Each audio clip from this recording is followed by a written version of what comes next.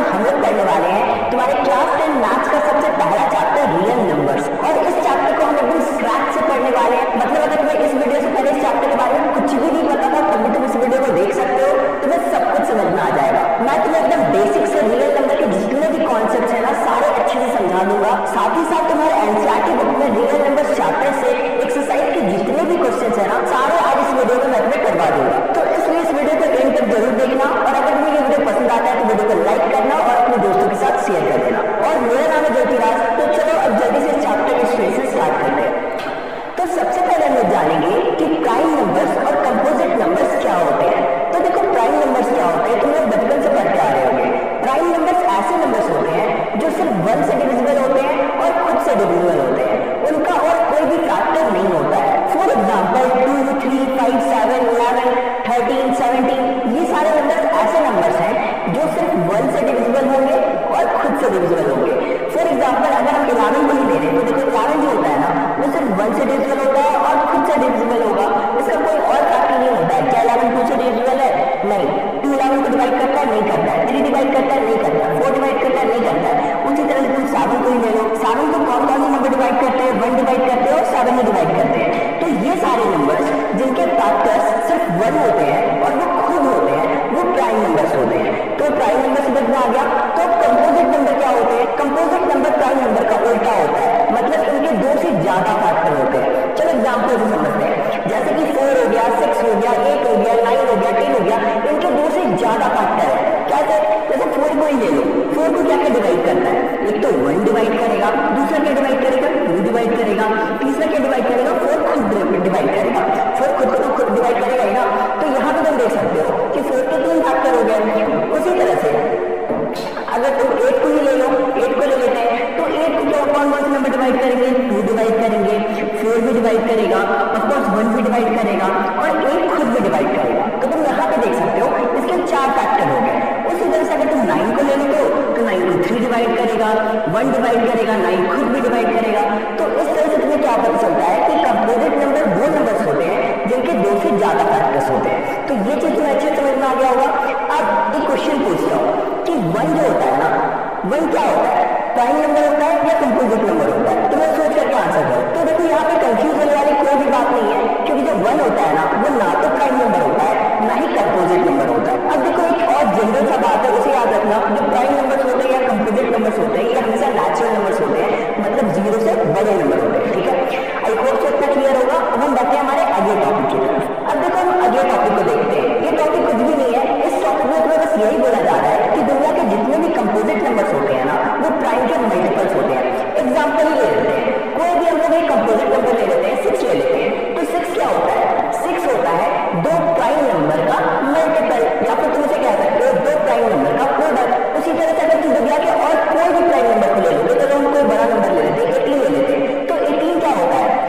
इसके क्या क्या मल्टीपल होंगे? इसके मल्टीपल होंगे 2 into 3 into 3। ठीक है, तो ये सारे क्या हो गए? ये हो गए तुम्हारे प्राइम नंबर्स। तो इससे क्या पता चल रहा है कि दुनिया में जितने भी कंपोजिट नंबर होते हैं ना, दुनिया में जितने भी कंपोजिट नंबर होते हैं वो प्राइम के मल्टीपल्स होते हैं। किसके मल्टीपल्स होते हैं? प्राइम के मल्टीपल्स होते हैं। आई होप से ये क्लियर होगा। यही यहाँ पे बताया गया, यहाँ पे एग्जाम्पल भी दिया गया है। तुम यहाँ 54 को देख सकते हो। तो 54 क्या है? 54 एक कंपोजिट नंबर है।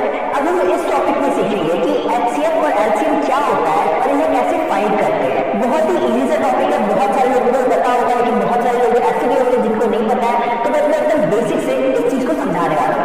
सबसे पहले हम स्टार्ट करते हैं एचसीएफ से। तो एचसीएफ क्या होता है? एचसीएफ का मतलब होता है हाईएस्ट कॉमन फैक्टर, मतलब कि सबसे बड़ा नंबर जो 2 या 2 से अधिक नंबर को डिवाइड करे। आई नो अभी तक किसी को सब कुछ खास समझ में नहीं आया होगा, तो एक एग्जाम्पल से समझते हैं। ठीक है, हमने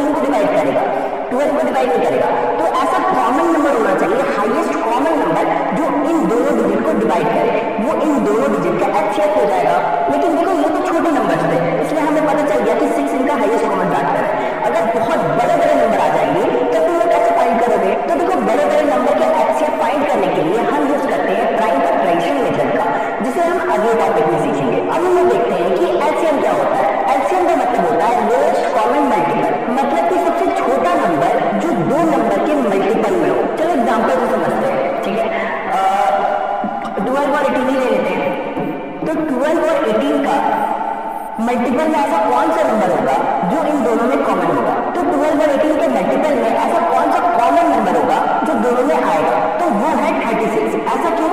क्योंकि 12 के मल्टीपल में भी 36 आता है और 18 के मल्टीपल में भी 36 आता है। तो ये जो 36 है ना, ये सबसे छोटा नंबर है जो 12 और 18 दोनों के मल्टीपल में आता है। अब देखो हमारे पास बहुत छोटे छोटे नंबर थे, 12 और 18 थे, इसलिए हमने बहुत ही इजी फाइंड कर दिया लोएस्ट कॉमन नंबर जो इन दोनों के मल्टीपल में आता है। लेकिन अगर यहाँ पर बड़े बड़े नंबर होते तो हम फाइंड नहीं कर पाते, मतलब हम फाइंड कर लेते बट ऐसे सोच कर फाइंड नहीं कर पाते। उसके लिए हमें जानना पड़ेगा प्राइम फैक्टराइजेशन मेथड, जो कि हम आगे टॉपिक में बताया जानेंगे एज यूजुअल। अब देखो 12 और 18 के मल्टीपल में और भी नंबर आते हैं, लेकिन वो एलसीएम नहीं होंगे, क्योंकि एलसीएम सबसे छोटा नंबर होता है जो दोनों के मल्टीपल में आए। जैसे कि तुम 72 को ही ले लो, 18 4 जा 72 होता है और 12 6 जा 72 होता है। बट ये जो 72 है ना, ये एलसीएम नहीं होगा, क्योंकि ये कॉमन मल्टीपल तो है लेकिन लोएस्ट कॉमन मल्टीपल नहीं है। आई होप सो तुम्हें एचसीएफ और एलसीएम में डिफरेंस पता चल गया होगा। अब हम हमारे अगले टॉपिक को देखते हैं। अब जैसा कि मैंने तुम्हें बताया था, अब हम सीखेंगे प्राइम फैक्टराइजेशन मेथड को। बहुत ही ज्यादा आसान होता है, देखो कैसे हम करते हैं। ठीक है, कोई भी नंबर ले लेते हैं, 60। रुक जाओ,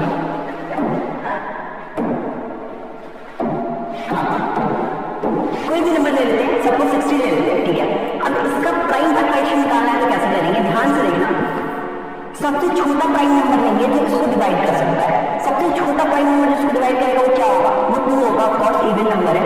ठीक है, तो यहाँ पे हम क्या लिखेंगे, हम इसको ऐसे डिवाइड कर देंगे। ठीक है, अब फिर से ये जो हमारा रिमाइंडर है ना, हम देखेंगे इसको सबसे छोटा प्राइम नंबर क्या होगा जो डिवाइड कर सकता है, वो अगेन 2 होगा।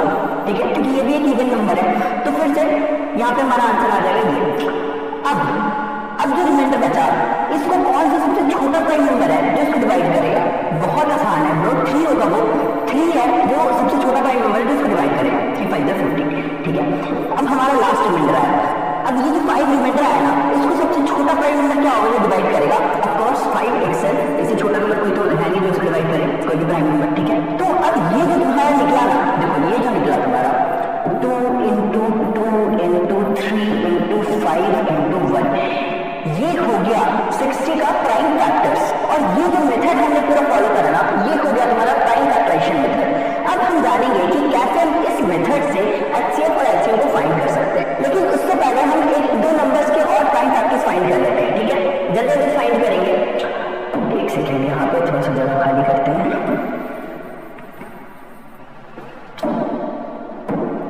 चलो ना 48 के प्राइम फैक्टर को फाइंड करते हैं। ठीक है, तुम लोग साथ में मेरे साथ करना, तुम्हें पालत हो जाएगा। ठीक है, सबसे छोटा प्राइम नंबर जिसको डिवाइड करेगा 2 to the 4, 2 4 जा 8। फिर ये भी इवन नंबर है तो 2 से डिवाइड कर देंगे। फिर ये भी इवन नंबर है तो 2 से डिवाइड कर देंगे। फिर ये भी इवन नंबर है तो इसको 2 से डिवाइड कर देंगे। और ये हो गया फाइनल ये। तो इसके जो प्राइम फैक्टर्स हो गए वो 2 into 2 into 2 into 2 into 3 हो गया। ठीक है, रुक जाओ, एक और नंबर ले लेते हैं, 64 ले लेते हैं। ठीक है, तो ये इसको सबसे छोटा प्राइम नंबर कौन सा जो होगा डिवाइड करेगा वो 2 होगा, ऑफकोर्स, क्योंकि इवन नंबर है। 2 3 6 2 to 4। आई होप तुम्हें आप समझ में आ गया होगा। प्राइम नंबर से ही हम डिवाइड करते हैं। ठीक है, कंपोजिट नंबर से डिवाइड नहीं करते हैं, और वो भी सबसे छोटा प्राइम नंबर होना चाहिए। बार बार सिंपल रिपीट नहीं करूंगा। आई होप सो तुम्हें ये चीज क्लियर हो गया होगा। डिवाइड करते जाते हैं।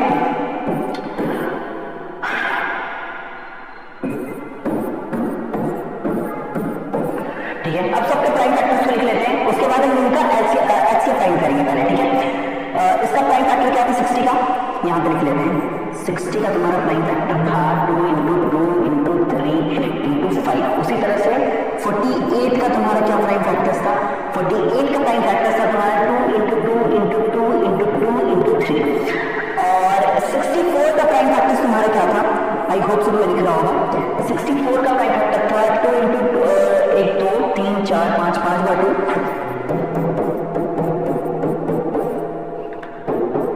और नीचे देखो। ठीक है, अब देखो एचसीएफ बहुत ही इजीली हम फाइंड कर सकते हैं। कैसे फाइंड करते देखो, एचसीएफ होता है कॉमन फैक्टर। तो अब इन तीनों में से हम कॉमन लेंगे, जो तीनों में कॉमन होगा बस उसे ही लेंगे। तुम यहाँ पे देख सकते हो कि यहाँ 2 2 2 कॉमन है।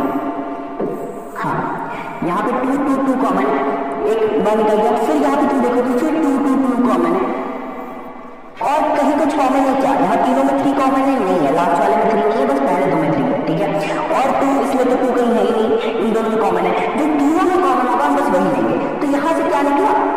यहाँ से एक 2 निकला और यहाँ से एक 2 निकला। ठीक है, इन तीनों में क्या कॉमन निकला? 2 बार 2 निकला, मतलब मल्टीप्लाई करके आएगा 4। तो ये जो 4 है ना, ये इन तीनों नंबर का HCF हो गया। तुम ऐसे ही HCF को फाइंड करते हो, बहुत ही इजी सा मेथड होता है। अब हम जान लेते हैं कि हम LCM कैसे फाइंड करेंगे। यही 3 नंबर का हम LCM फाइंड करते हैं, ठीक है। LCM में क्या होता है, वेट हम इसको इरेज कर लेते हैं, इरेज नहीं करते इसको हम। ये क्या हो गया तुम्हारा, वो हो गया 1 सेकेंड,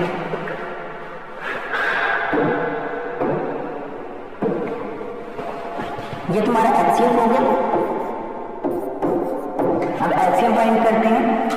LCM में क्या करते हैं, हम कॉमन भी लेते हैं और जो कॉमन नहीं है उसको भी लेते हैं, ठीक है, और जो 2 नंबर में कॉमन है उसको भी लेते हैं, ठीक है। जैसे कि तुम यहाँ पे देख सकते हो, 2 कॉमन है तो इन दोनों को कॉमन ऐसे ले लेंगे, ठीक है। फिर यहाँ पे तुम देख लो 3 कॉमन है तो इन दोनों 3 को हम ऐसे कॉमन ले लेंगे। इसके अलावा 5 कॉमन है, यही कॉमन है, ठीक है, और 2 कॉमन है, हाँ यहाँ पे एक और 2 कॉमन है तो उसको भी हम ले लेंगे। अब जो कॉमन है उसको एक बार लिखेंगे और जो बाकी बच गया है उसको भी लिख लेंगे। कैसे, देखो वेट अ सेकंड, तुम्हें दिखेगा नहीं। तो यहाँ से हमने 2 लिया, ठीक है, एक कॉमन, फिर दूसरा कॉमन 2 लिया, ठीक है, फिर हमने 2 से नीचे 2 बार कॉमन है उसको 2 बार लिख देंगे। फिर यहाँ पे 3 कॉमन है उसको एक बार 3 लिखेंगे, और फिर यहाँ पे 5 बच गया और यहाँ पे 2 बार 2 बच गया, इंटू 5 और इंटू 2 बार 2। अब इसका जो वैल्यू आएगा ना वही तुम्हारा LCM हो जाएगा। LCM में हम क्या करते हैं, कॉमन को भी लेते हैं और जो कॉमन नहीं है उसको भी लेते हैं, लेकिन जो कॉमन है उसको एक ही बार लेंगे। LCM में तो कॉमन तो उसको एक ही बार लेते हैं। अब इनको मल्टीप्लाई करके देखते हैं, 2 10 सब जाए 16, ठीक है, फिर उधर हो गया 15 इंटू 4। अगर इन सबको मल्टीप्लाई करते हैं तो यहाँ पे तुम्हारा आ जाएगा 960 आंसर, ठीक है। ये हो गया तुम्हारा LCM। तो यहाँ पे तुम्हारा HCF निकला 4 और यहाँ पे तुम्हारा LCM निकला 960। तो ये 960 क्या है, ये सबसे छोटा नंबर है जो इन तीनों के टेबल में आता है, ठीक है, जो कॉमन है। तो ये तुम्हारा LCM हो गया, वो तुम्हारा HCF हो गया। आई होप कि तुम्हें HCF और LCM निकालने आ गया होगा। आगे हम बहुत सारे क्वेश्चन को सॉल्व करेंगे तो तुम्हें फिर से समझ में आ जाएगा। जिन्हें समझ में नहीं आया है एक बार वीडियो को थोड़ा सा पीछे करके देख लो, कुछ नहीं जाने वाला, बहुत आसान है, बच्चों वाली चीजें आराम से समझ में आ जाएगा। अब देखो तुमने LCM और HCF फाइंड करना तो सीख लिया, लेकिन अब हम लोग सीखेंगे HCF और LCM पे बेस्ड एक फॉर्मूला को जो तुम्हें आगे क्वेश्चन पे बहुत ज्यादा हेल्प करेगा। क्योंकि आगे क्वेश्चन में तुम्हें कुछ ज्यादा दे देगा, कहीं पे LCM दे देगा, कहीं पे तुम्हें HCF दे देगा, कहीं पे तुम्हें नंबर फाइंड करना होगा। तो ये सब तुम कैसे करोगे, इस फॉर्मूला के बेसिस पे करोगे, ठीक है। इसलिए इसे ध्यान से देखना, हम इस फॉर्मूला को अच्छे से समझेंगे। पहले हम समझ रहे हैं यहाँ पे ये AB क्या है। AB कुछ नहीं है, कोई भी नंबर है, ठीक है। AB क्या है, कोई भी 2 नंबर है। हम कोई भी 2 नंबर ले लेते हैं पहले, ठीक है। सपोज ले लिए, वही इजी वाला लेते हैं, 12 और 18, ठीक है। अब यहाँ पे क्या बोल रहा है कि LCM of AB into HCF of AB is equal to A into B। मतलब क्या बोल रहा है, इन दोनों का LCM और इन दोनों का HCF is equal to 12 into 18, ठीक है, यही बोल रहा है ना। चलो लिख देता हूँ, LCM of 12 and 18 into HCF of 12 and 18 is equal to 12 and 18। अब देखो 12 और 18 का हमने LCM को पीछे निकाला था, क्या निकाला था, क्या था, वो 6 था, ठीक है, और HCF हमने निकाला था, वो क्या था, 36 था। इसका मतलब 6 इंटू 36 आना चाहिए 12 इंटू 18 के बराबर, आना चाहिए ना। चलो करके देख लेते हैं। तो 6 इंटू 36 आ रहा है 216 और 12 इंटू 18 भी आ रहा है 216। इसका मतलब ये जो तुम्हारा फॉर्मूला है ना, ये करेक्ट है। मतलब कहीं भी अगर तुम्हें 2 नंबर का HCF और LCM फाइंड करने देगा, जिसमें से कोई एक चीज गिवन होगा और नंबर बताया गया होगा, तो तुम कोई भी एक चीज फाइंड कर लोगे। मतलब कि कहीं पर LCM ऑफ AB गिवन है और A इंटू B भी गिवन है तो तुम आराम से HCF फाइंड कर लोगे। या फिर अगर कहीं पर HCF गिवन है और A और B तुम्हें पता है तो तुम आराम से LCM फाइंड कर लोगे। आगे क्वेश्चन देखते हैं तब तुम्हें अच्छे समझ में आ जाएगा। आई होप कि तो ये फॉर्मूला अच्छे समझ में आ गया होगा। अब हम आगे बढ़ते हैं। अब हम सीधा आते हैं हमारे एक्सरसाइज पे, ठीक है। ये तुम्हारा एक्सरसाइज नंबर 1.1 तुम्हारे एनसीईआरटी का बहुत इजी क्वेश्चन है। सबसे पहला क्वेश्चन तुम्हें बोल रहा है प्राइम फैक्टर्स निकालने। क्या बोल रहा है, प्राइम फैक्टर्स निकालने, ठीक है। हमने क्या सीखा था, प्राइम फैक्टर्स को कैसे निकालते हैं, चलो देखते हैं। सबसे पहला हमारा नंबर दिया गया है 140 का प्राइम फैक्टर्स को कैसे निकालेंगे। सबसे पहले 140 लिखेंगे। अब हम देखेंगे सबसे छोटा प्राइम नंबर कौन सा होगा जो उसको डिवाइड करेगा, वो होगा 2 ऑफ कोर्स, क्योंकि ये इवन है तो ये कुछ ऐसे हो जाएगा। फिर 2 से हम डिवाइड करेंगे क्योंकि अभी भी इवन है। अब सबसे छोटा प्राइम नंबर जिसको डिवाइड करेगा वो होगा 5, ठीक है। तो इसका जो प्राइम फैक्टराइजेशन निकलेगा वो निकलेगा 2 इंटू 2 इंटू 5 इंटू 7। अब तुम इसको ऐसे भी लिख सकते हो 2 का स्क्वायर इंटू 5 इंटू 7, ठीक है। अब उसी तरह से सेकंड इजी है, ठीक है। हम थर्ड को देखेंगे, थर्ड थोड़ा बड़ा है।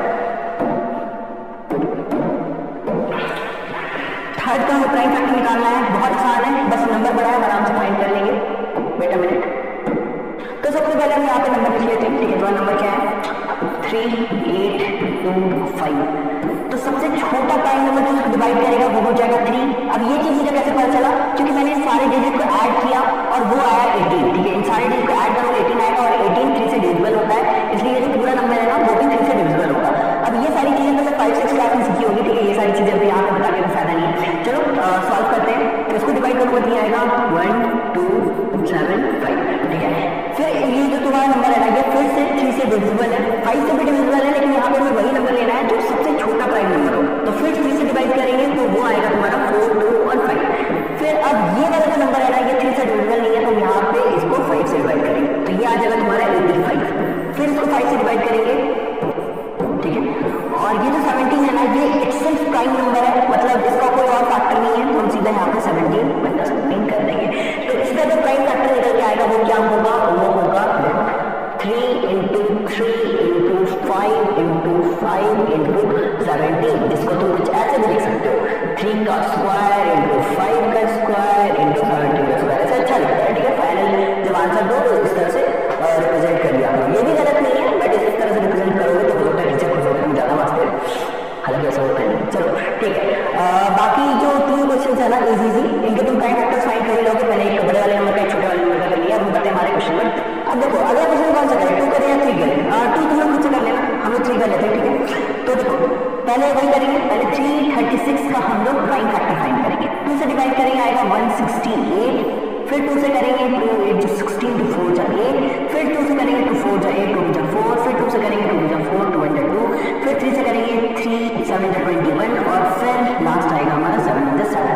तो इसका प्राइम फैक्टर निकल गया। अब इसका पहले फाइंड कर लेते हैं 54 का। तो 154 का प्राइम फैक्टर क्या होगा, 2 2 जा 4 2 7 जा 14 3 9 जा 27 3 3 जा 9 और यहाँ पे 3 1 जा 3, ठीक है।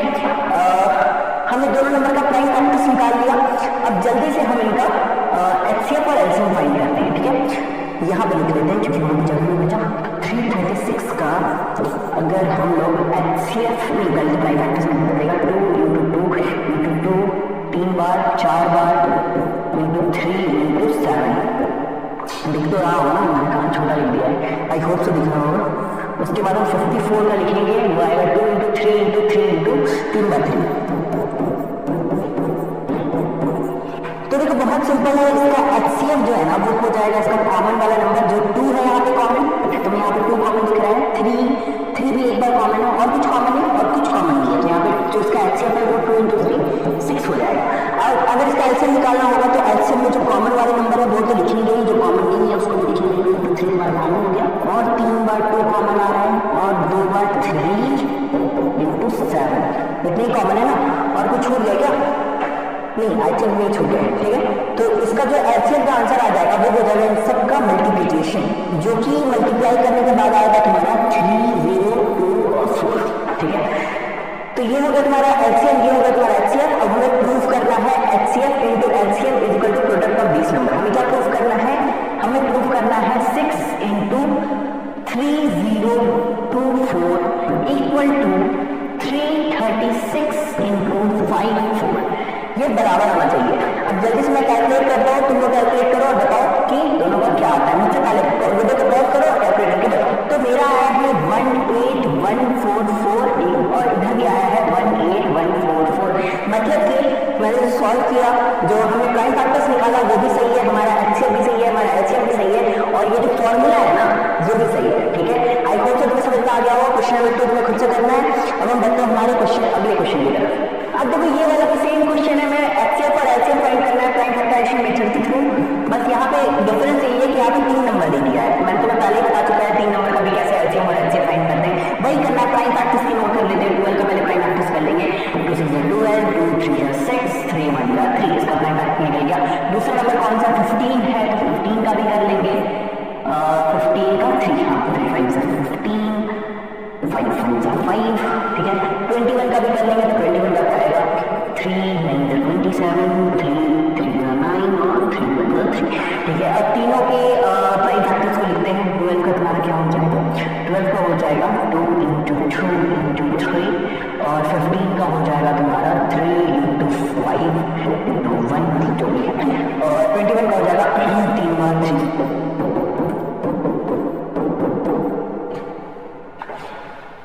अच्छा आई एम सॉरी, यहाँ पे 21 का ये नहीं होगा, 3 7 का 21 होता है, माय बैड, 3 7 21, तो ये नहीं होगा, 7 minus 7 हो जाएगा। तो यहाँ पे ये तुम्हारा हो जाएगा 3 इंटू 7 इंटू 1। हमसे भी कभी कभी गलती हो जाती है दोस्तों, ठीक है, हम आगे बढ़ते हैं। अब देखो बहुत ही सिंपल है, एचसीएफ क्या होगा जो तीनों में कॉमन है, तीनों में कॉमन क्या है, 3 यहाँ पे है, यहाँ पे 3, यहाँ पे 3 है, बस 3 कॉमन है, इसके अलावा कुछ भी कॉमन है, 2 कॉमन है तीनों में नहीं है, 5 भी तीनों में कॉमन नहीं है, 7 भी तीनों में कॉमन नहीं है। तो एचसीएफ तुम्हारा बस 3 हो जाएगा। एलसीएम क्या हो जाएगा, एलसीएम हो जाएगा तुम्हारा 3 इंटू उसके अलावा जो भी है, ठीक है, 3 तो एक बार कॉमन निकल गया, उसके अलावा सबसे पहले में 2 2 2 इंटू 2 2 इंटू 2, उसके अलावा 5 इंटू 3 5 इंटू 3, फिर यहाँ पे 7 इंटू सॉरी 3 तो हमने ले लिया था ना, 7 इंटू, बस यही हो जाएगा। तो इन सबको मल्टीप्लाई करने के बाद आ जाएगा तुम्हारा 420, ठीक है। तो ये हो गया तुम्हारा एचसीएफ और एलसीएम इसका। उसी तरह से क्वेश्चन नंबर 2 को भी देख लेते हैं, वेट अ मिनट। अब देखो ये तुम्हारा क्वेश्चन नंबर 2 है ना, ये काफी इंटरेस्टिंग है, क्योंकि ये तीनों के तीनों जो नंबर है ना, ये प्राइम नंबर्स है, मतलब इनका कोई फैक्टर नहीं होगा, मतलब तुम 17 को किसी चीज से डिवाइड नहीं कर सकते हो, इसको कोई भी प्राइम नंबर से डिवाइड नहीं कर सकते हो, क्योंकि ये ऑलरेडी एक प्राइम नंबर है, और क्योंकि ये ऑलरेडी एक प्राइम नंबर है तो इसका फैक्टर क्या होगा, इसका फैक्टर बस 17 और 1 होगा, ठीक है। तो इसका फैक्टर क्या होगा 17 और 1। उसी तरह से 23 का फैक्टर क्या होगा 23 इटसेल्फ और 1। उसी तरह से 29 का फैक्टर क्या होगा, इसका भी फैक्टर होगा 29 और 1। तो इसका जो एचसीएफ हो जाएगा ना, वो क्या हो जाएगा, बहुत ही तुम्हें ऐसे सामने से दिख रहा है, इसका एचसीएफ हो जाएगा 1। हमेशा याद रखो प्राइम नंबर्स का जो एचसीएफ होता है वो 1 होता है, ठीक है, तो इसका भी 1 हो जाएगा, और इसका जो एलसीएम हो जाएगा ना, वो हो जाएगा 17 इंटू 23 इंटू 29, यही है ना फैक्टर्स, इसके अलावा तो कुछ है नहीं। तो ये तुम्हारा उनका एलसीएम हो जाएगा, और इनको मल्टीप्लाई करने के बाद आएगा 11339, ठीक है। आई होप जो तुम्हें समझ में आ गया हो। उसी तरह से क्वेश्चन नंबर 3 को भी करना है। अब हम बढ़ते हैं हमारे अगले क्वेश्चन की तरफ। अगला क्वेश्चन है तुम्हारा, गिवन दैट एचसीएफ दे दिया है तुम्हें, और एलसीएम फाइंड करना है, बहुत आसान है। देखो ये हो गया तुम्हारा ए, ये हो गया बी, तुम्हें फॉर्मूला याद होगा, नहीं याद है तो मैं फिर से लिख दे रहा हूँ, HCF of A B into LCM of A B equals to A into B, ठीक है।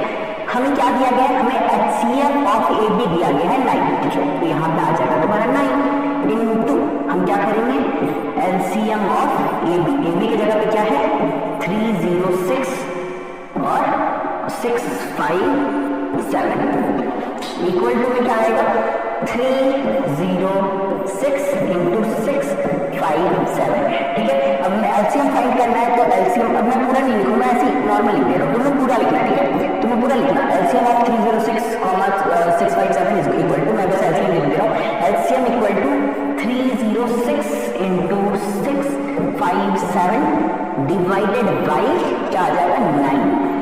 इसको सॉल्व करने के बाद जो आंसर आएगा ना, वो तुम्हारा एलसीएम का वैल्यू होगा। ये इसको काटेगा 34 बार में, और इसका आंसर आएगा 22348, और इसका आंसर आएगा 22338, और इस तरह से ये वाला क्वेश्चन भी तुम्हारा कंप्लीट होता है। अब हम बढ़ते हैं हमारे अगले क्वेश्चन की तरफ। अब देखो इस क्वेश्चन में क्या पूछ रहा है, check whether 6 n can end with digit 0 for any natural number n। देखो यहाँ पे 6n ऐसे n नहीं है, यहाँ पे एक गलती लिखा गया है, ये 6 टू दी पावर n है। तो क्या बोल रहा है 6 टू दी पावर n, जिसमें ये जो n है ना वो क्या है नेचुरल नंबर है। अब तुम सबको पता होगा कि नेचुरल नंबर क्या होता है, नहीं पता तो मैं बता देता हूँ। नेचुरल नंबर क्या होता है, ऐसे नंबर जो 1 से स्टार्ट होते हैं, ठीक है, 1 2 3 4 5 6 और कहाँ तक जाते हैं, इंफिनिटी तक जाते हैं, उनको हम नेचुरल नंबर बोलते हैं। आई होप सो क्लियर होगा। ऐसे नंबर जो 1 से स्टार्ट होते हैं और इंफिनिटी तक जाते हैं उन्हें हम नेचुरल नंबर बोलते हैं। हमें क्या बोल रहा है, हमें बोल रहा है कि हमें ये चेक करना है कि ये जो 6 टू द पावर n है, मतलब यहाँ पे n कुछ भी हो सकता है, 1 2 3 4, मतलब 6 टू द पावर 1 2 3 4 कुछ भी हो सकता है। क्या ये कभी 0 से एंड हो सकता है, मतलब 6 टू द पावर की कुछ भी रखोगे तो क्या उसका जो वैल्यू आएगा वो 0 से एंड हो सकता है। तो देखो ऐसा तभी पॉसिबल है ना जब इसके फैक्टर में या तो कोई इवन नंबर आए जैसे कि 2, या फिर ये 5 से एंड करे,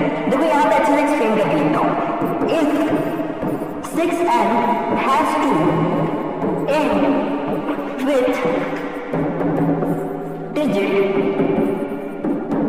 0, it should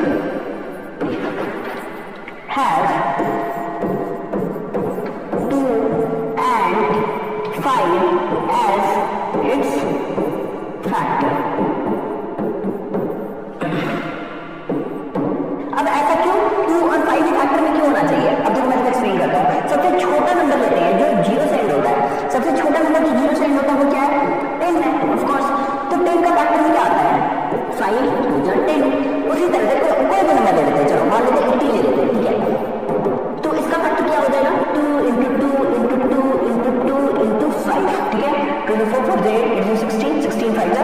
इसी तरह से अगर तुम दुनिया का कोई भी नंबर ले लेते हो जो 0 से एंड होता है ना, तो उसके फैक्टर में 5 और 2 आए कि नहीं आएगा? यहाँ पे तुम देख सकते हो 5 और 2 आ रहा है। तो इसलिए अगर 6 and 4 मतलब 6 to the power n का वैल्यू अगर कुछ ऐसा होगा जो 0 से एंड कर रहा है, इसका मतलब जो 6 है उसके फैक्टर में 2 और 5 तो आना ही आना चाहिए, आना चाहिए। पर क्या आ रहा है? देखते हैं क्या 6 का जो फैक्टर है, चलो 6 को ऐसे करते हैं, 6 का फैक्टर 2 3 जा 6 3 1 जा 3। तो तुम यहाँ पे देखोगे 2 into 3 into 1। तो यहाँ पे कहीं भी 5 आ रहा है? नहीं आ रहा है, बस 2 आ रहा है। 2 और 5 दोनों आना चाहिए, बस 2 आएगा या फिर बस 5 आएगा तो नहीं होगा, ठीक है? 2 और 5 दोनों आना चाहिए। तो क्योंकि नहीं आ रहा है तो इसलिए हम बोल सकते हैं कि कभी भी 6 to the power n 0 से एंड नहीं कर सकते। Cannot and with 0 because it does not have 2 and 5 as a factor. 2 and 5 both as a factor, ठीक है? यहाँ पे both लिख देना, बहुत ही आई थिंक मैंने बुरा हैंडराइटिंग में लिखा है, बट आई होप सबको सब कुछ दिख रहा होगा, समझ आ रहा होगा। अब हम देखते हैं हमारे अगले क्वेश्चन को। Explain why this and this are composite number. अब देखो कंपोजिट नंबर क्या होता है? जिसके एक से ज्यादा फैक्टर होते हैं। तो हमें यही प्रूव करना है कि इसके और इसके एक से ज्यादा फैक्टर है। कैसे प्रूव करेंगे? इनको सॉल्व करके। सबसे पहले हमें पता नहीं है कि कंपोजिट नंबर है कि नहीं है, ठीक है? तो हम मान लेंगे, हम ऐसे लेट कर लेंगे, let X and Y be 2 composite number, ठीक है? अब एक्स में क्या ले लेंगे? इसको ले लेंगे 7 into 11 into 13 plus 13। और y में क्या ले लेंगे? y में ये ले लेंगे हम 7 into 6 into 5 into 4 into 3 into 2 into 1 plus 5। I hope so मैंने सही लिखा है। 7 11 हाँ सही है। अब सबसे पहले इसको सॉल्व करते हैं, ठीक है? यहाँ पे 13 यहाँ पे कॉमन दिख रहा है, तो पहले 13 को कॉमन ले लेते हैं। ये इतना तो आता ही होगा, बचपन से मैथ्स कर रहे हो। 7 into 11 into 13 कॉमन ले लेते हैं, यहाँ 1 बचा प्लस यहाँ पे भी 1 बचा, ठीक है? फिर इसको और सॉल्व करेंगे तो ये आ जाएगा 113 11 7 जा 77 प्लस 1। इसको और सॉल्व करेंगे तो ये आ जाएगा 13 78। अब इसको मल्टीप्लाई करने की जरूरत नहीं है, रुक जाओ। 13 ऑलरेडी इसका एक फैक्टर हो गया, इसको और सॉल्व करते हो, ठीक है? तो यहाँ पे तुम देख सकते हो, यहाँ पे भी 5 है, यहाँ पे भी 5 है, यहाँ पे 5 कॉमन ले सकते हैं, ठीक है? तो ये हो जाएगा तुम्हारा 7 into 6 into 4 into 3 into 2 into 1 लिखना जरूरी नहीं है, ठीक है? प्लस 1। समझ में आ रहा होगा ना? बहुत बेसिक है। हमने बस 5 कॉमन ले लिया, 5 ऐसे कॉमन लिया तो 5 को हटा देंगे, क्या क्या बचा? 7 6 4 3 2 और 1 को लिखना जरूरी नहीं है, मल्टीप्लाई बाय 1 किसी का भी सेम आंसर आता है। और यहाँ से 5 किया तो यहाँ पे 1 बचा। खुद भी सॉल्व करते जाओ, बस देखो नहीं, मैथ देखने की चीज़ नहीं होती है, सॉल्व करने की चीज़ होती है, ठीक है? हम अंदर वाला वैल्यू सॉल्व करेंगे। ये हो जाएगा 47 से 42 into 4 3 6 24 प्लस 1। अब इसको और सॉल्व करेंगे तो ये हो जाएगा 1009 प्लस 1 सॉरी 8 प्लस 1। तो ये हो जाएगा तुम्हारा 51009। अब देखो तुम्हें ऐसे ही पता चल रहा है कि इसका जो वैल्यू है और इसका जो वैल्यू है इसके मोर देन 1 फैक्टर है। कैसे? ऑलरेडी 13 एक फैक्टर निकल चुका है और 1 जो होता है वो सबका फैक्टर होता है। और ये जो खुद नंबर आएगा ना, ये तो खुद तो एक फैक्टर होगा ही, मतलब ये जो 13 into 78 आएगा वो ऑलरेडी एक नंबर खुद का फैक्टर होगा। तो यहाँ पे ऑलरेडी 3 फैक्टर निकल चुका है। उसी तरह से तुम अगर यहाँ देखोगे तो यहाँ पे भी 3 फैक्टर निकल चुका है, एक 5 एक 1 और ये जो मल्टीप्लाई करके नंबर आएगा वो खुद एक फैक्टर है। तो यहाँ से हमें पता चल रहा है कि ये दोनों जो नंबर है ना ये कंपोजिट क्योंकि इनके मल्टीपल फैक्टर्स है। बहुत ही आसान था, आई होप से तुम्हें समझ में आ गया होगा। अब हम बढ़ते हैं हमारे अगले क्वेश्चन की तरफ। अब हम लोग देखते हैं हमारे क्वेश्चन नंबर 7 को। देखो ये क्वेश्चन थोड़ा बड़ा दिख रहा होगा लेकिन ये बहुत ईजी क्वेश्चन है। देखो कैसे क्वेश्चन जब बड़ा होगा तो देख के डरा मत करो, ध्यान से पढ़ते हैं, ठीक है। बहुत ईजी वे में पढ़ते हैं। There is a circular path, एक सर्कुलर पाथ बना लेते हैं, ठीक है। Around the sports field Sonia takes 18 minute to drive 1 round of the field. मतलब सोनिया, ठीक है, एक लड़की है, उसको इस फील्ड का चक्कर लगाने में कितना टाइम लग रहा है? उसको इस फील्ड का चक्कर लगाने में 18 मिनट लग रहा है।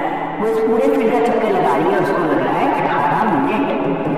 उसी तरह से एक और लड़का है, Ravi takes 12 minutes for the same. मतलब जो रवि है ना वो भी इसी फील्ड में दौड़ रहा है और उसको लग रहा है 12 मिनट, ठीक है। ये लड़की है, ये सोनिया, ठीक है, ये लड़का है, ये रवि है, इसको कितना टाइम लग रहा है? इसको लग रहा है 12 मिनट एक पूरा चक्कर लगाने में। Suppose they both start at the same point and at the same time and go at the same direction. मतलब दोनों सेम पॉइंट से स्टार्ट कर रहे हैं, सेम टाइम पे स्टार्ट कर रहे हैं और दोनों सेम डायरेक्शन में जा रहे हैं, ठीक है। तो हमसे पूछ रहा है after how many minutes will they meet again at the starting point. तो कितने मिनट बाद वो लोग वापस यही स्टार्टिंग पॉइंट पे मिलेंगे। अब देखो रवि ऐसे दौड़ेगा और 12 मिनट के बाद यहाँ पे पहुंच जाएगा, लेकिन जो सोनिया है उसको यहाँ पे पहुंचने में 18 मिनट लगेगा। तब तक तो रवि आगे निकल चुका होगा, है ना। रवि तो आगे निकल चुका होगा, वो लोग छोड़ जाएगा वहाँ पे। 12 मिनट में यहाँ पे आया तो वो आगे निकल गया, वहीं सोनिया को आने में 18 मिनट लग रहा है। तो ऐसे में वो लोग कब एक साथ मिलेंगे? बहुत ही आसान है, इनका एलसीएम फाइंड कर लो। जैसे ही तुम इन दोनों नंबर का 12 मिनट और 18 का तुम एलसीएम फाइंड करोगे ना, हमें पता चल जाएगा कि वो कौन सा मल्टीपल नंबर है जो इन दोनों के मल्टीपल में कॉमन है और वही नंबर तुम्हारा आंसर हो जाएगा। थोड़ा सा सोचो, तुम्हें समझ में आ जाएगा, बहुत ही आसान है। तो सब हम लोग को एलसीएम फाइंड करना है, तो क्या करेंगे? एलसीएम फाइंड करने में बहुत ही आसान है। पहले 18 का कर रहे हैं प्राइम फैक्टराइजेशन, उसी तरह से 12 का कर लेते हैं, ठीक है।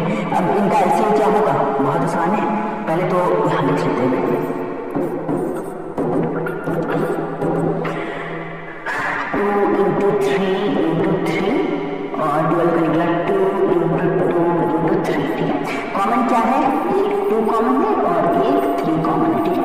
तो एलसीएम में हम कॉमन वाला लिखते हैं और जो कॉमन नहीं है उसको भी लिखते हैं, लेकिन कॉमन वाला बस एक बार लिखा है, ठीक है।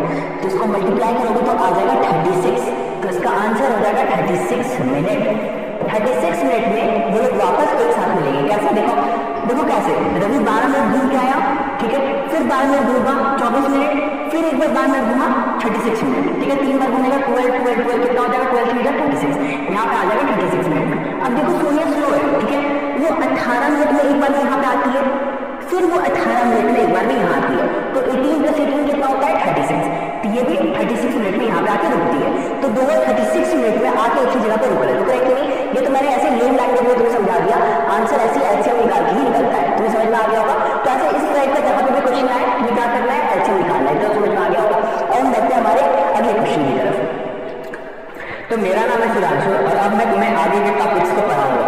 तो अगला टॉपिक हमारा क्या है? तो अगले टॉपिक में हमें रियल नंबर के टाइप्स को पढ़ना है, जो कि रैशनल नंबर्स और इरैशनल नंबर्स। जैसे कि यहाँ पे देख सकते हो रैशनल नंबर्स क्या होते हैं? ऐसे कोई भी नंबर जो p/q फॉर्म में रिप्रेजेंट किया जा सकते हैं, और जो p और q होगा वो एक इंटीजर होगा और q 0 के इक्वल नहीं हो सकता है। जैसे कि 5 है, तो क्या 5 एक रैशनल नंबर है?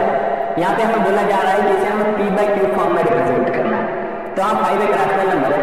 अगर हम 5 को हम 5/1 भी लिख सकते हैं, तो ये हो गया ना p/q फॉर्म। ये स्टेटमेंट को जस्टिफाई करता है और q 0 के इक्वल नहीं है, और साथ ही साथ 5 और 1 जो है ये दोनों इंटीजर भी है। तो एक रैशनल नंबर का एग्जांपल हो गया। और रैशनल नंबर के जो है बहुत सारे अलग अलग टाइप्स होते हैं, तो एक एक टाइप को एक एक करके पहले देख लेते हैं। सबसे पहला है नेचुरल नंबर। तो हम जो रेगुलरली काउंटिंग के लिए जो नंबर यूज करते हैं 1 2 3 4 5 6 7 8 9 10, जो कि इंफिनिटी तक जाता है, अनलिमिटेड नंबर्स होते हैं।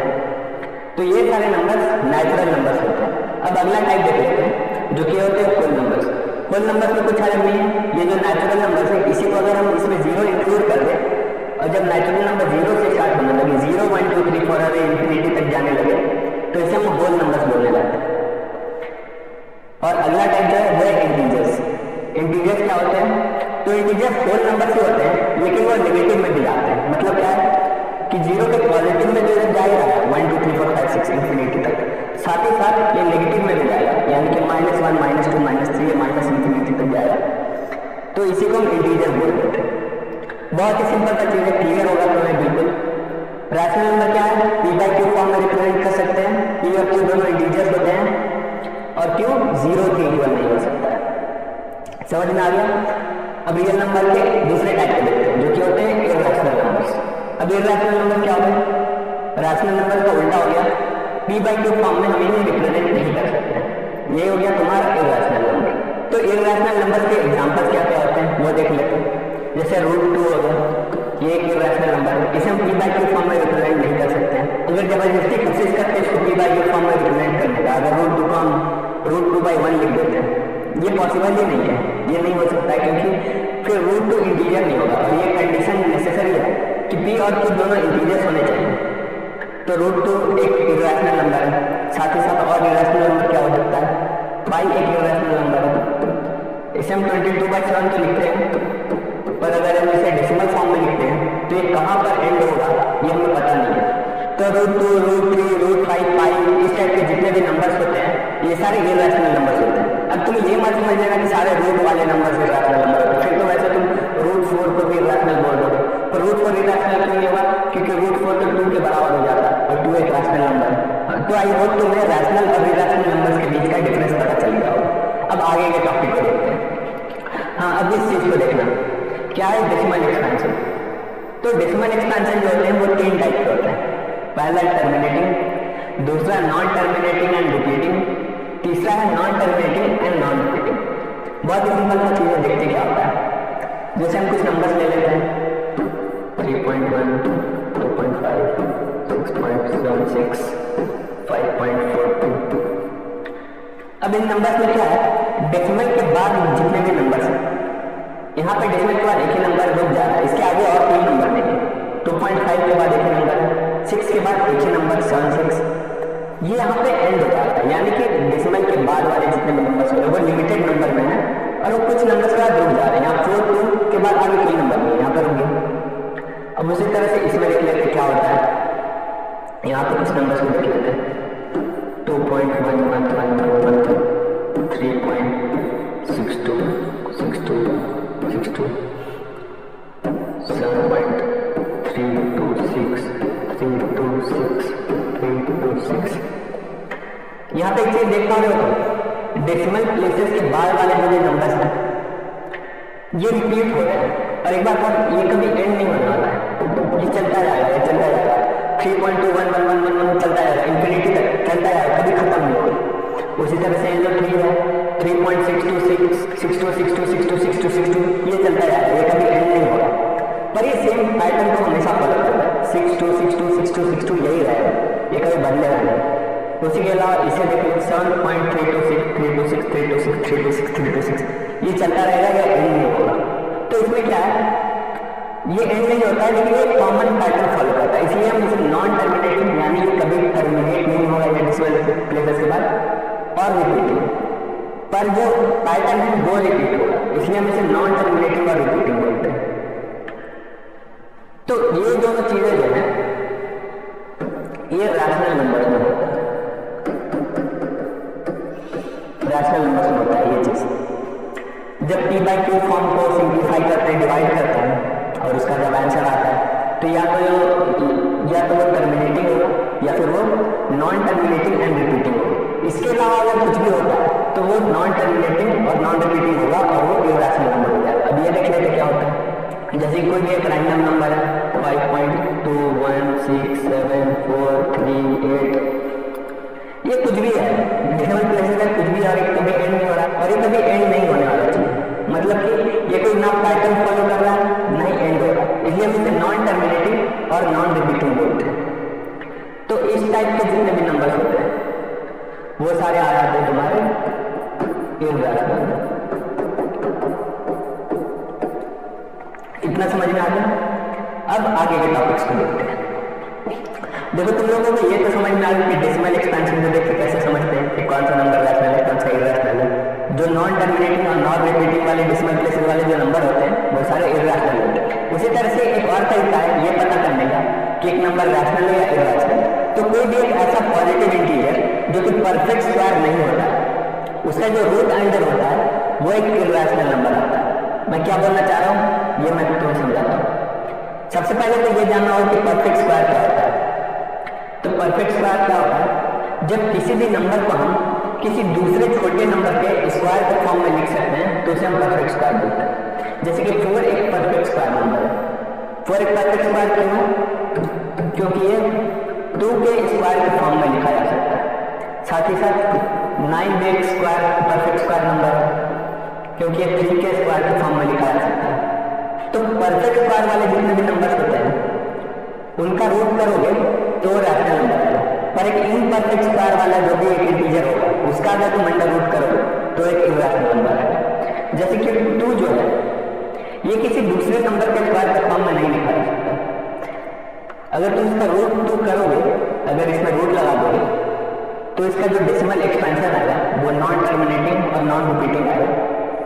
इस कारण से रूट 2 जो है वो एक इर्रेशनल हो जाएगा। इसी टाइप से जितने भी ऐसे नंबर्स होते हैं जो कि परफेक्ट स्क्वायर नहीं होते हैं, याद रखना मैंने बोला जो परफेक्ट स्क्वायर नहीं होते हैं, 4 और 9 यहाँ पर परफेक्ट स्क्वायर है क्योंकि 4 और 9 किसी दूसरे नंबर के स्क्वायर के फॉर्म में लिखा जा सकता है।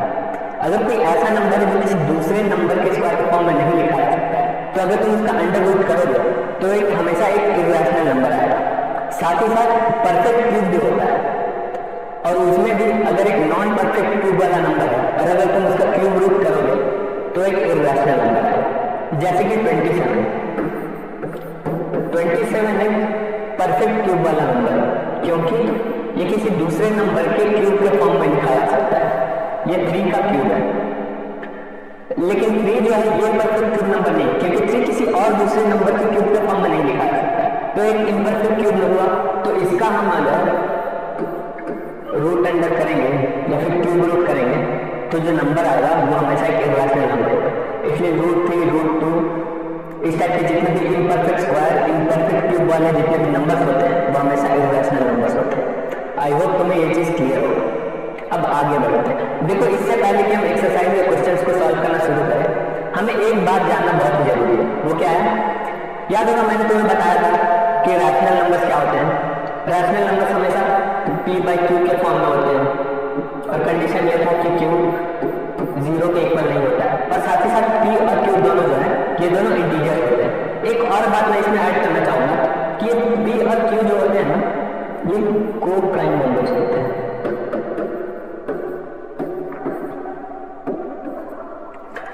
अब को प्राइम नंबर क्या होता है? तो जब भी किसी भी दो नंबर्स का 1 के अलावा कोई और कॉमन फैक्टर नहीं होता है तो उसे हम को प्राइम नंबर बोलते हैं। इसका मतलब क्या है कि जैसे 5/7 है तो इन दोनों नंबर का अगर हम कॉमन फैक्टर निकालने जाएंगे तो क्या होगा? 5 के फैक्टर्स क्या होंगे? 1 और 5 हो जाएंगे। 7 का फैक्टर क्या हो जाएगा? 1 और 7 हो जाएगा। अब इनमें कॉमन फैक्टर क्या है? 1। इसके अलावा तो तुम्हें कोई कॉमन फैक्टर दिखाई नहीं दे रहा हो। 5 और 7 अलग अलग, तो ये दोनों नंबर जो है ये आपस में को प्राइम है। तो यही होता है को प्राइम नंबर। इसके अलावा और कुछ चीज सिंपल, किसी भी दो नंबर का जब 1 के अलावा कोई और कॉमन फैक्टर नहीं होता है तो वो को प्राइम नंबर होता है। अब तुम बोलोगे कि सर 12/6 भी तो एक इंटीजर है, अब ये दोनों को प्राइम कहाँ है? इनके तो मल्टीपल फैक्टर्स होते हैं तो इन्हें हम को प्राइम नंबर कैसे बोल सकते हैं? इसका मतलब ये थोड़ी हुआ कि ये दोनों इंटीजर्स हो गए। अब सिंपल सी बात है, इसे तुम सिंप्लीफाई करोगे हो गया ना ये दोनों को प्राइम।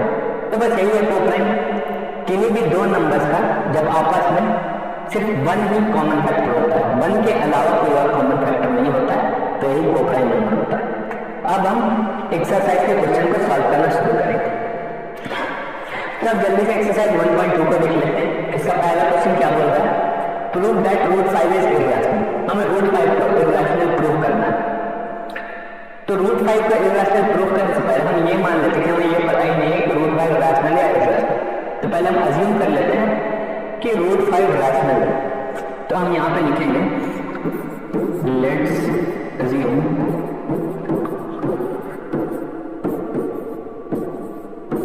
Root 5 is rational.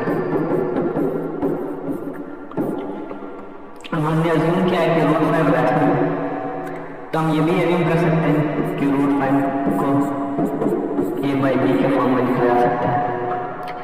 अब रूट 5 को a बाई बी के फॉर्म में लिखा जा सकता है, तो हमने ये भी पढ़ा था कि a और b जो होते हैं ये को प्राइम से यानी इनका 1 के अलावा कोई और कॉमन फैक्टर नहीं होगा। तो हम b को इधर ला सकते हैं, तो हो जाएगा b रूट 5 इक्वल्स टू। अब हम दोनों साइड को स्क्वायर कर देंगे, तो ये बन जाएगा b square 5 equals to a square. तो क्या हम रूट 5 को इधर लाके a स्क्वायर को डिवाइड कर सकते हैं? हाँ, कर सकते हैं। तो इससे क्या कंक्लूजन निकलता है? कंक्लूजन ये निकलता है कि a square is divisible by 5। a square divisible by 5 है, तो क्या a भी 5 से डिविजिबल होगा? a is also divisible by 5। ये हमारा निकल गया पहला कंक्लूजन। अब क्वेश्चन के दूसरे पार्ट को देखते हैं। हम एक और assumption लेते हैं, late a equals to 5c। यहाँ पे c क्या है? c एक इंटीजर है, ठीक है। तो हम इस इक्वेशन में क्या करेंगे, यहाँ से a की वैल्यू को रिप्लेस कर देंगे।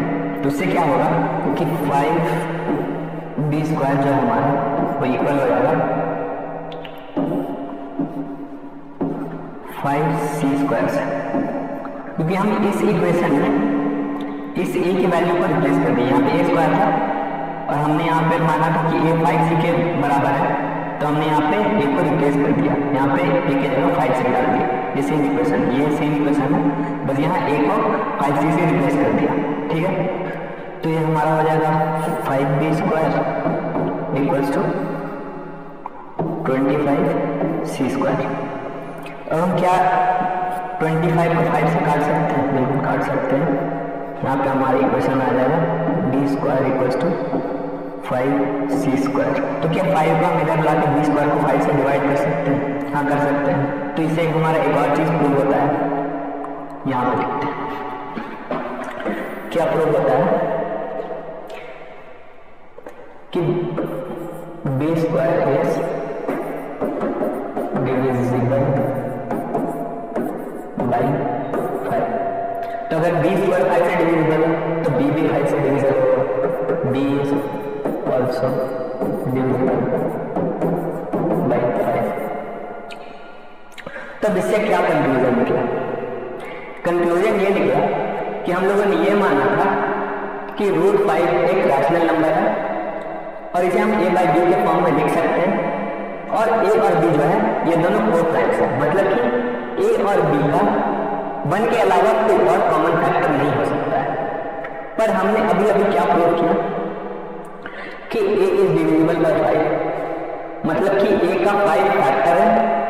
और एक और चीज हमने प्रूव किया, b is also divisible by 5। इससे क्या हुआ कि हमारे स्टेटमेंट में कॉन्ट्राडिक्शन आ गया, क्योंकि हमने तो माना था कि a और b का 1 के अलावा कोई और फैक्टर नहीं हो सकता है, लेकिन यहाँ a का 5 कॉमन फैक्टर निकल गया और यहाँ b का 5 कॉमन फैक्टर निकल गया, मतलब 1 के अलावा 5 भी एक कॉमन फैक्टर निकल गया। तो को प्राइम नंबर्स के दोनों कॉमन फैक्टर तो नहीं हो सकते। तो इससे हमारे इस वाले स्टेटमेंट में कॉन्ट्राडिक्शन आ गया।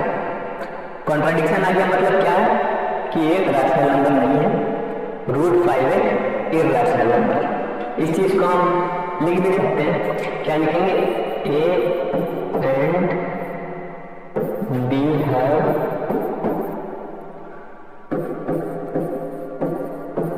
कॉमन फैक्टर 5,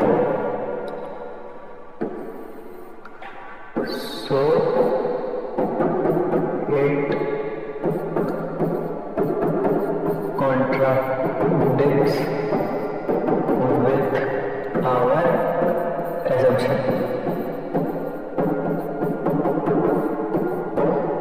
Thus,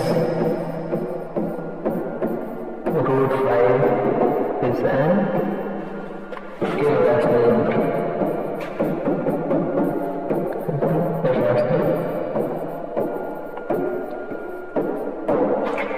समझ में आया? आई होप तुम्हें क्लियर होगा। मैं फिर से तुम्हें समझा दे रहा हूँ सेम क्वेश्चन को। हमें बोला गया था रूट 5 को इर्रेशनल प्रूव करना। हमने पहले अज्यूम किया कि रूट 5 एक रैशनल नंबर है। अब हमने ये अज्यूम कर लिया कि रूट 5 रैशनल नंबर है, तो हम इसे a बाई बी के फॉर्म में भी लिख सकते हैं। a बाई बी को प्राइम भी हो सकते हैं क्योंकि हमने ये अज्यूम किया कि ये रैशनल नंबर है। अब हमने क्या किया, b को हम इधर ले गए, दोनों साइड स्क्वायर किया, हमारा ये इक्वेशन आया b square 5 equal to a square. इससे हमारे ये कंक्लूजन निकला कि a स्क्वायर 5 से डिविजिबल है, इसी कारण से a भी 5 से डिविजिबल है। ये हमारा पहला कंक्लूजन निकला। फिर हम क्वेश्चन के सेकंड पार्ट में आए, यहाँ हमने अज्यूम किया कि a 5c के इक्वल है और c एक इंटीजर है। फिर हमने इस इक्वेशन को इस इक्वेशन में रिप्लेस किया, तो इससे क्या हो गया कि हमने a को 5c से रिप्लेस कर दिया, तो हमारा इक्वेशन बन के आ गया 5 square equal to 5c square. और हमने इस इक्वेशन को सिंप्लीफाई किया तो हमारा आ गया b square equal to 5c square. इससे ये प्रूव होता है कि अगर हम 5 को इधर ले आते हैं तो b स्क्वायर 5 से डिवाइड हो सकता है, और अगर b स्क्वायर 5 से डिवाइड हो सकता है तो b भी 5 से डिवाइड हो सकता है। तो हमारे पास दो कंक्लूजन निकल के आया कि a is divisible by 5, b is divisible by 5। तो दोनों के कॉमन फैक्टर 5 हो गए, जो कि हमारे स्टेटमेंट के साथ कॉन्ट्राडिक्ट करता है। कॉन्ट्राडिक्ट क्यों करता है? क्योंकि a और b को को प्राइम होना चाहिए, तभी ये रैशनल नंबर होगा। और को प्राइम नंबर का ये खासियत है कि उसका 1 के अलावा कोई और फैक्टर नहीं होता है, पर हमारा स्टेटमेंट कॉन्ट्राडिक्ट करेगा, इसलिए हमारा कंक्लूजन निकल के आया कि root 5 is an irrational number. तो मैंने सेम क्वेश्चन को तुम्हें दो बार अच्छे से एक्सप्लेन किया। आई होप तुम्हें अच्छे से समझ में आया होगा। अगर नहीं समझ में आया तो पीछे जाओ, वीडियो को दोबारा देखो, तुम्हें बिल्कुल समझ में आएगा। तब अगले क्वेश्चन की तरफ बढ़ते हैं। तो क्वेश्चन नंबर 2 को देख लेते हैं। इसमें हमें बोला जाता है prove that 3 plus 2 root 5 is irrational. इसमें भी हम सेम तरीका फॉलो करेंगे। यहाँ भी हम क्या करेंगे, लेट अज्यूम करेंगे, क्या अज्यूम करेंगे, that 3 plus 2 root 5 is rational. ठीक है, तो हमें अब ये भी अज्यूम करना पड़ेगा कि 3 प्लस 2 रूट 5 जो है इसे हम a बाई बी के फॉर्म में लिख सकते हैं, और a और b जो है ये को प्राइम। ठीक, इतना समझ में आ गया। तो अब इस इक्वेशन में 3 को उधर भेज देंगे तो हमारे पास क्या बचेगा, 2 रूट 5 a बाई बी, 3 इधर आ जाएगा तो माइनस हो जाएगा, माइनस 3 बाई 1, तो हमारे पास आ जाएगा रूट 5 इक्वल्स टू, यहाँ पे b आ जाएगा a माइनस 3b, और यहाँ से हमारे पास आ जाएगा root 5 equals to a minus 3b, 2 इधर आया था तो ये हो जाएगा 2b। अब इस चीज को देखो, यहाँ पे b इस बॉक्स के अंदर आ रहा है, इसको इग्नोर करना। हमें ये देखना है root 5 equals to a minus 3b by 2। इस इक्वेशन को अगर हम देखें तो ये p बाई क्यू के फॉर्म में है। ठीक है, तो ये रैशनल नंबर होना चाहिए। लेकिन पिछले क्वेश्चन से हमें क्या पता चला था कि रूट 5 एक इर्रेशनल नंबर है। तो यहाँ पे क्या हो रहा है कि इक्वेशन के इस साइड पार्ट वाला रैशनल है, इस साइड वाला इर्रेशनल है, और हमें ये पता होना चाहिए कि रैशनल और इर्रेशनल कभी इक्वल नहीं हो सकता है। रैशनल और इर्रेशनल कभी इक्वल नहीं हो सकता है। तो ये भी हमारे इस स्टेटमेंट के साथ कॉन्ट्राडिक्ट करता है, जो हमने माना था कि 3 प्लस 2 रूट 5 इर्रेशनल है। समझ में आ गया? तो हमने प्रूव कर दिया कि 3 प्लस 2 रूट 5 इर्रेशनल है। तुम इसका भी स्टेटमेंट लिख सकते हो, since this contradicts with our assumption, we can say that 3 plus 2 root 5 is irrational number. I hope तुम्हें इतना क्लियर हो। तो क्वेश्चन नंबर 3 भी है एक्सरसाइज 1.2 में, पर मैं तुम्हें ये भी नहीं बताने वाला हूँ क्योंकि मैंने तुम्हें इनर एक्सप्लेन कर चुका है, और 2 क्वेश्चन भी बताया जिसमें तुम्हें लॉजिक अप्लाई करके ये बताया कि कैसे क्वेश्चन को सॉल्व करना है। यहाँ पे सेम लॉजिक अप्लाई होगा। तो मैं इन सारे नंबर्स को पहले रैशनल अज्यूम करना है, फिर उसमें कुछ लॉजिक लगाना है, और लास्ट में तुम्हें कॉन्ट्राडिक्शन शो करना है और ये प्रूव कर देना है कि ये सारे नंबर इर्रेशनल है। तो आई होप तुम्हें ये चैप्टर समझ में आया होगा। इस एक्सरसाइज के एंड होने के साथ साथ ये चैप्टर भी यहीं पे एंड होता है। हमने अपना बेस्ट एफर्ट दिया है ताकि तुम्हें ये चैप्टर बिल्कुल अच्छे से क्लियरली समझ में आ पाए। अगर वीडियो पसंद आए तो वीडियो को लाइक करना मत भूलना, साथ ही साथ चैनल को भी सब्सक्राइब कर देना। Thank you and bye bye.